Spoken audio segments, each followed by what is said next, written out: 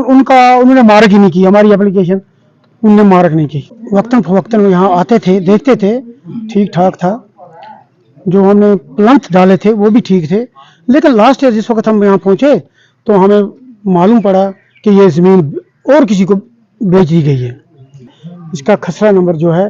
तो फिर हमें बाद में ये पता चला कि ये खसरे नंबर जो हैं 1186 और 936 दो, ये किसी और जगह हैं। करके दिखा भी सकते हैं, इस पे देख सकते हैं जो उस टाइम के रेवेन्यू ऑफिशियल्स थे उनके स्टैम्प्स भी हैं विद देयर सिग्नेचर्स।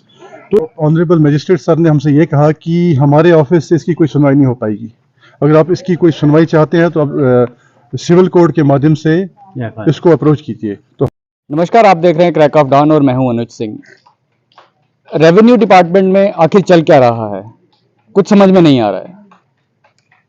जमीन खरीदी, थोड़ा काम करवाया, पता चला कि जहां जमीन खरीदी थी नंबर वहां का नहीं, कहीं और का है। कहने का मतलब ये कि जमीन कहीं और खरीदी, कागज उसके कहीं और के बने। मेरे साथ ये कुछ लोग हैं जिन्होंने जमीन खरीदी। तहसील भलवाल की ये बात है, तहसील भलवाल में इन्होंने एक जगह पे जमीन खरीदी, रजिस्ट्री हुई, सब कुछ हुआ, फर्द कटे, सब कुछ। लेकिन आज जाकर के पता चल रहा है कि वो जमीन जो है वो इनके नाम पे नहीं है। क्या पूरा मामला है वो हम इन्हीं से जानेंगे।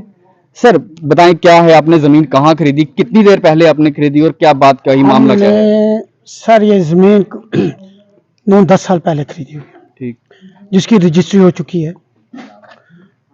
और हम वक्तन फवक्तन यहाँ आते थे, देखते थे, ठीक ठाक था। जो हमने प्लंथ डाले थे वो भी ठीक थे, लेकिन लास्ट ईयर जिस वक्त हम यहाँ पहुंचे तो हमें मालूम पड़ा कि ये ज़मीन और किसी को बेच दी गई है।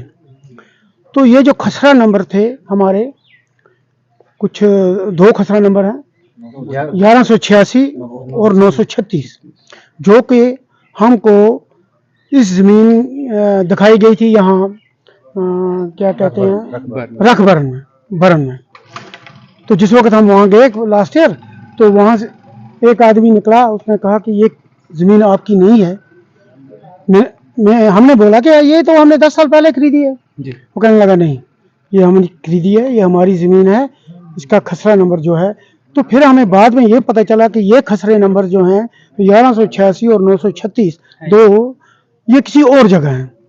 यानी कि इतना फ्रॉड किया गया है। हमको ये जगह एक जगह दिखाई गई और उसका जो खसरा नंबर है वो किसी और जगह है। तो हम रेवेन्यू डिपार्टमेंट से भी रिक्वेस्ट करते हैं और जो हायर अथॉरिटीज़ हैं हमारी, क्योंकि हमारा इस वक्त कम से कम 20-20, 25-25 लाख रुपया इस वक्त नुकसान हो रहा है। तो हम इनसे रिक्वेस्ट करते हैं कि मेहरबानी करके किसी तरीके से भी तहसीलदार जो हैं यहाँ के भलवार के, उनसे रब्ता कायम करके ये केस जो है हमारा हल किया जाए। तो आपने ये जो पूरे डॉक्यूमेंट से आपने तहसीलदार साहब को दिखाया, उनका क्या कहना है? उन्होंने मार्क ही नहीं की हमारी एप्लीकेशन, उन्होंने मार्क नहीं की। क्या वजह, उन्होंने मार्क क्यों नहीं की, वजह क्या बताई? ये कोई वजह उन्होंने इस तरह नहीं बताई। उन्होंने कहा पहले आप FIR काटें या कोर्ट में जाएं, तो उसके बाद मैं देखूंगा क्या हो रहा है।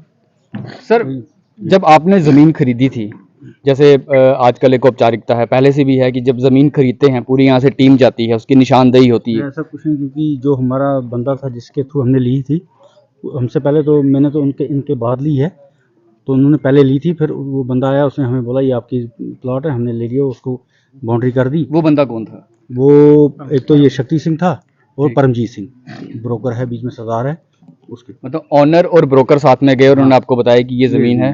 तो इससे पहले बाकियों ने ली थी, उनको मेरे क्या पता, उनको भी ऐसे ही किया होगा, हमें भी वैसे ही किया। तो जब जमीन खरीदी, जैसे कि इन्होंने बताया कि यहाँ से कोई भी नहीं गया, तो क्या आपको उस समय ऐसा कुछ लगा नहीं कि नहीं कुछ गलत हो रहा है? नहीं, ऑलरेडी इन्होंने ली थी, तो कैसे पता हमें, जिसने दूसरे ने लिया और वो अपना ही बंदा था। तो मतलब सर देखिए, हाँ। सबसे बड़ी बात होता है, शक और शुबा तब होता है कि जब आपके पास कोई लीगल डॉक्यूमेंट ना हो। जहाँ तक हम लीगल डॉक्यूमेंट्स की बात करें, जब भी कोई ज़मीन खरीदी या बेची जाती है उसकी बाज़ाब्ता कोर्ट से रजिस्ट्री होती है। तो आप देख सकते हैं, हम जितने भी इस पार्टीज इसमें हैं, हमारे पास अलग अलग, देखिए हर एक की कॉम्पिटेंट कोर्ट ऑफ अथॉरिटी से आप देख सकते हैं हमारे पास रजिस्ट्रीज हैं। इसके बाद फिर हम रेवेन्यू डिपार्टमेंट के पास भी गए। इसके बाद हमने अपनी ज़मीनों के इंतकाल भी चढ़ाए हैं, आप इस पर जूम करके दिखा भी सकते हैं। इस पे देख सकते हैं जो उस टाइम के रेवेन्यू ऑफिशियल्स थे उनके स्टैम्प्स भी हैं विद देयर सिग्नेचर्स। तो जब हमारे उसके बाद फिर जब हमें टाइम मिला तो हमने अपनी जो ज़मीनें खरीदी हुई थी हमने अपने प्लिंथ भी इरेक्ट किए थे।